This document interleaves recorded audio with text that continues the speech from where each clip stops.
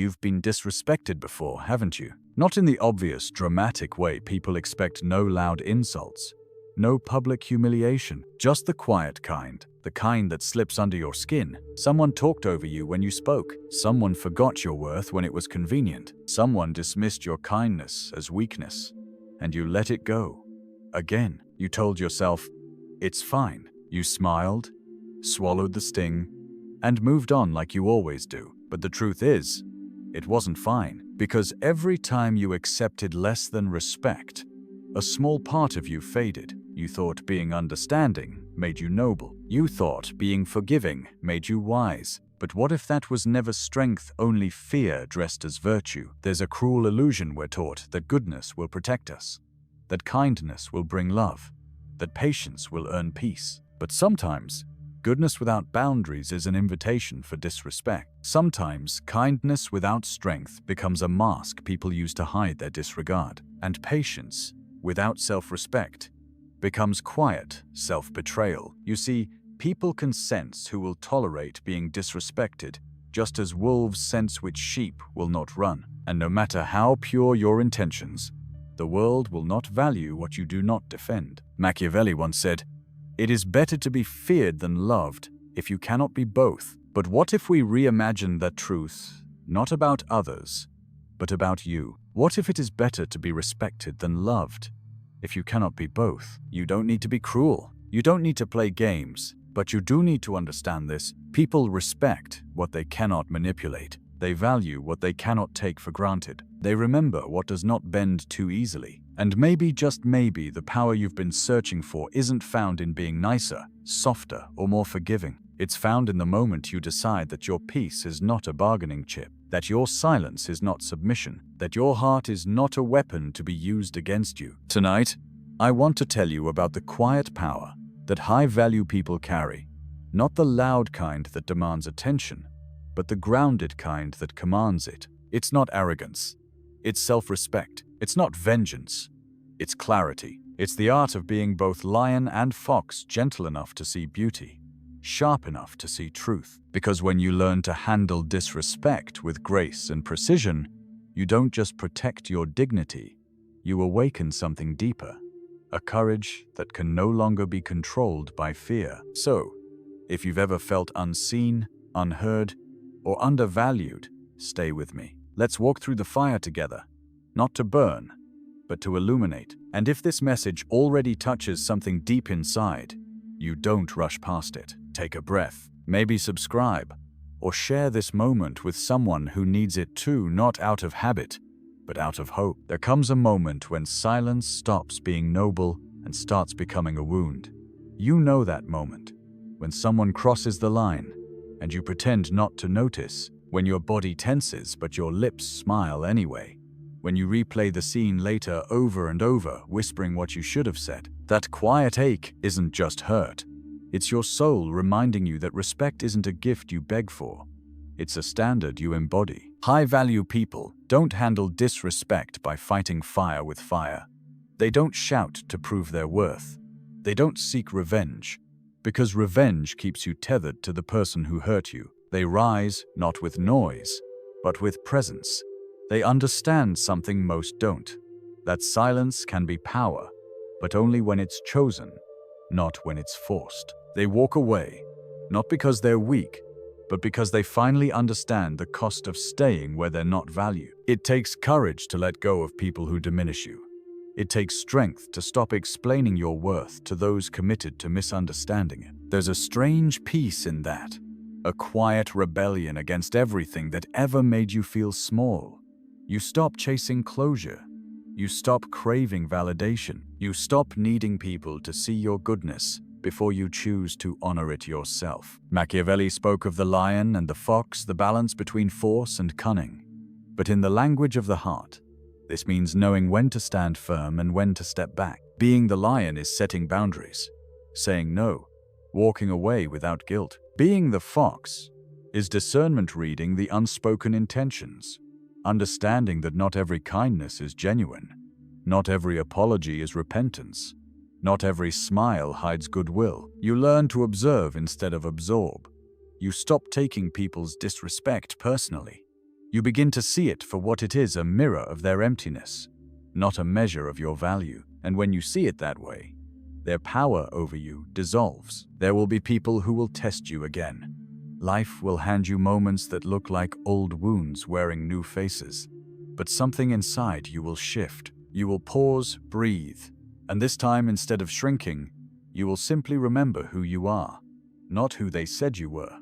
Not who you had to become to survive, but who you've always been beneath the noise, calm, grounded, unshakable. The illusion of goodness once blinded you. You believed being good meant saying yes, even when you wanted to say no. You believed being good meant forgiving everyone, even when they kept cutting deeper. But true goodness, the kind that doesn't collapse under pressure, comes from self-respect, from truth, from the quiet decision to stop betraying yourself in the name of love. And here's the truth you might have forgotten. Real love does not ask you to shrink. It does not ask you to silence your truth to keep the peace. Real love meets you at your full height and says, stay there. That's the kind of respect that high-value people give themselves first, so they never have to beg for it later. You've given too much before, your time, your care, your energy to people who saw your light and mistook it for something they could control. But high-value souls learn this. Your light is not for convincing others. It's for guiding yourself home. You start noticing things differently once you understand your worth. The world doesn't change your eyes, do? You see how often people speak from their pain, not their truth. You notice how the loudest voices are often the most afraid.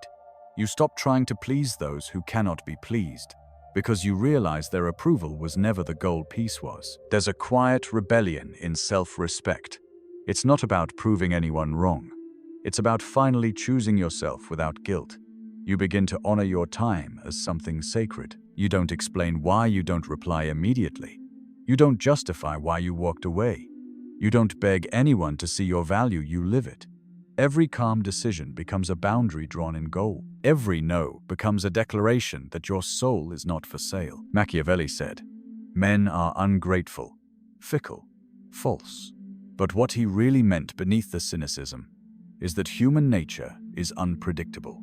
It's not that everyone is cruel, it's that not everyone is conscious. And the high-value person knows this. They do not expect purity from people still battling their shadows. They do not expect loyalty from those who have not yet learned self-respect. They see people as they are, not as they wish them to be, and that's their liberation. You've lived the other way before. You've given benefit after benefit of the doubt. You've romanticized potential, believing love could change someone who had no interest in changing. You've excused red flags because you saw their pain. You thought if you loved them enough, they would rise. But love cannot lift those who refuse to stand. Compassion without discernment becomes self-destruction. You cannot save anyone by drowning with them. High-value people understand that walking away is not cruelty, it's clarity. They know that not everyone deserves access to their softness. They choose to share it with those who can hold it gently, because your energy is your currency. And every time you spend it on the wrong soul, you rob your future of peace. There will always be those who mistake your calm for weakness, who interpret your grace as submission. But that's because they have never seen power without ego. They don't understand that composure is louder than rage, that silence can echo longer than words. The high-value person knows that when you master your emotions, no one can manipulate you again. That is real strength, not the kind that dominates others, but the kind that governs the self. And yet, even in their strength, they do not become cold, because wisdom without warmth turns to arrogance. They still believe in kindness, but now it's a choice, not a reflex. They still forgive, but from distance, not denial. They love deeply, but not blindly. They understand that the highest form of love is truth. Even when truth hurts, you begin to see the power of realism, of meeting life as it is, not as you wish it to be. You stop trying to make people fit the story you wrote for them in your heart. You allow them to reveal who they truly are, and you believe them. No fixing, no fantasy, just clarity. Because clarity, though it shatters illusion, sets you free. The day you stop chasing illusions is the day you stop betraying yourself. And when that happens, something remarkable unfolds. The world no longer feels hostile. It just feels honest. And honesty, even when it's brutal, is safer than deception dressed as love. There's a point where the old version of you, the one who kept trying to be understood, the one who begged for peace in places that thrived on chaos, finally grows silent. Not out of defeat, but out of awakening. You stop running after explanations. You stop asking why they did it.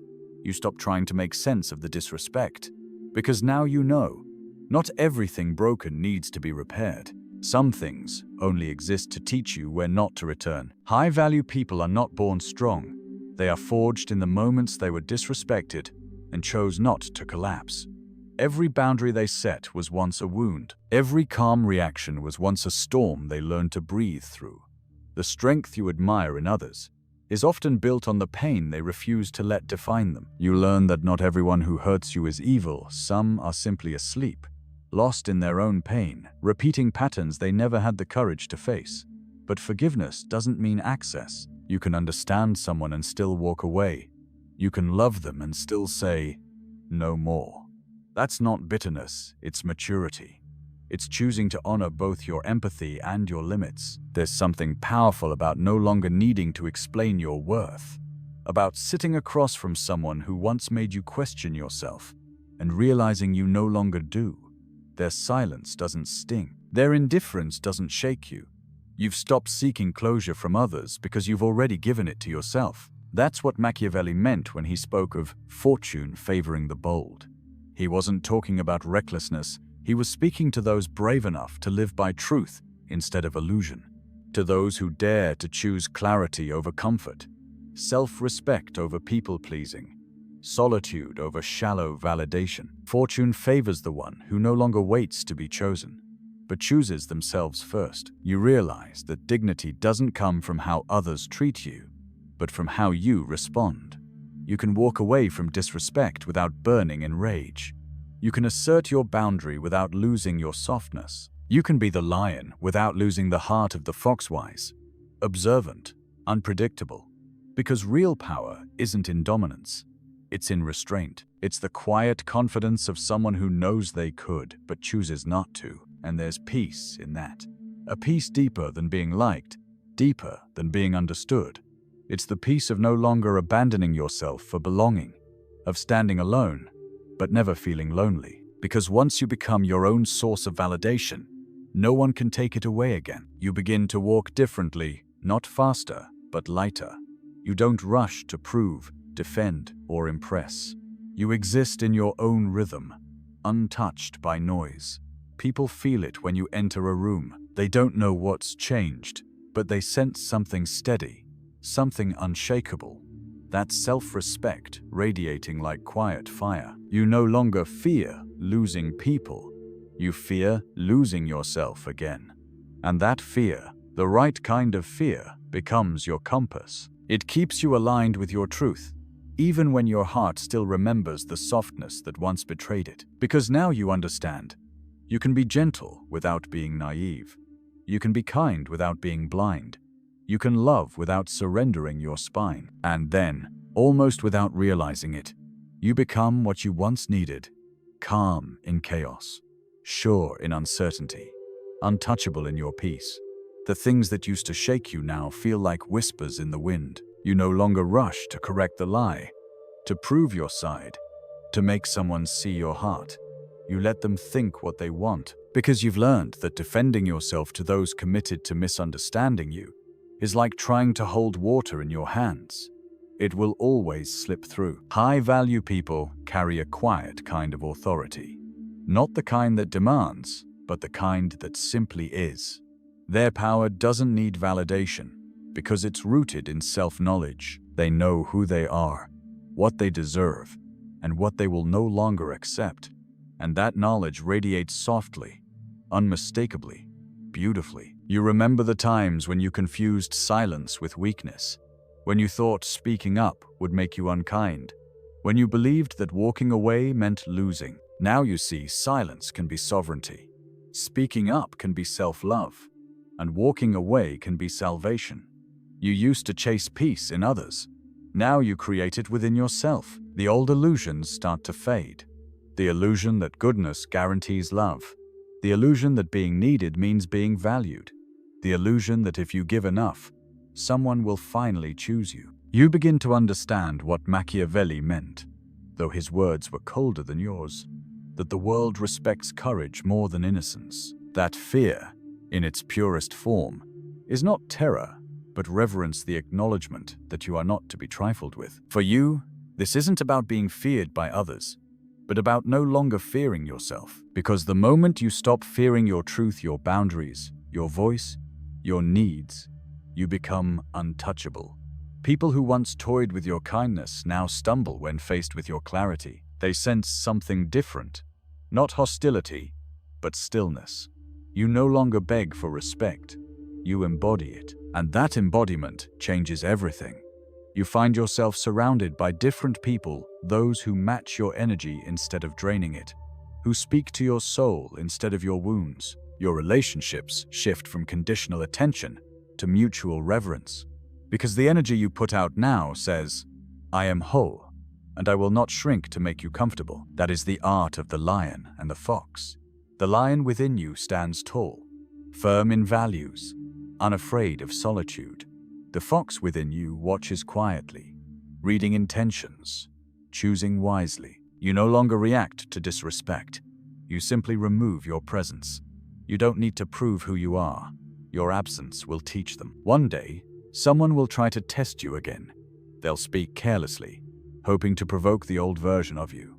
But you'll only smile, not with bitterness, but with wisdom. You'll realize that you've outgrown the need for battles that cost your peace. You'll walk away, not with anger, but with grace. Because you know that no reaction is the loudest statement a self-respecting soul can make. And in that quiet victory, you'll finally understand. Power was never about controlling others. It was about mastering yourself. There's a sacred kind of stillness that arrives after you stop betraying yourself. It's the moment you no longer rush to fix what others broke. You no longer chase after half-hearted apologies or try to make peace where there is only ego.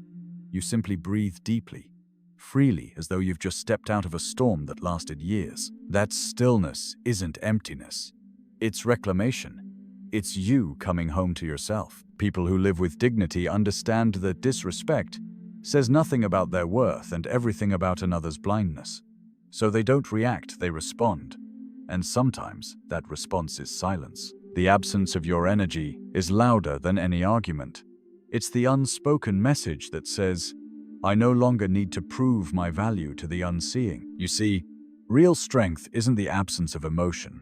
It's the mastery of it. It's standing in your truth, even when your heart trembles. It's choosing clarity, even when illusion feels safer. It's the moment you realize that peace is not given, it's claimed. And the ones who once disrespected you will feel that shift.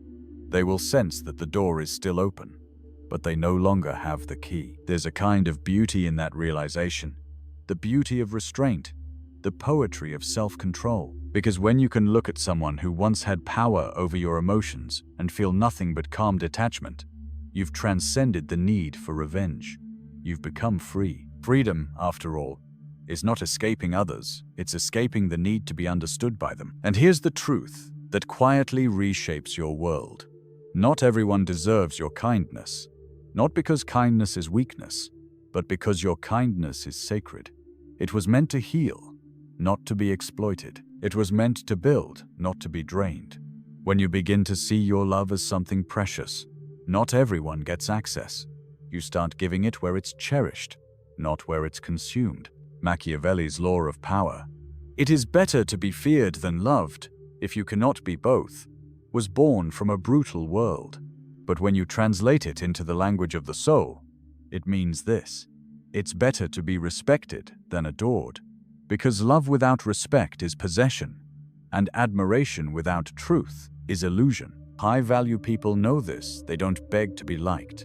They stand to be remembered. You realize that you can walk with grace through a world that once wounded you, because your strength no longer needs to roar. It breathes. It glows. It simply exists. You've become untouchable. Not because you built walls, but because you grew roots. You're grounded now in truth, in peace, in the quiet understanding that you can face anything and still remain yourself. And when you finally look back on all the times you were disrespected, all the moments you stayed silent, all the times you felt small, you won't feel shame anymore. You'll feel gratitude, because every act of disregard carved the space where your self-respect would bloom. Every disappointment taught you how to discern.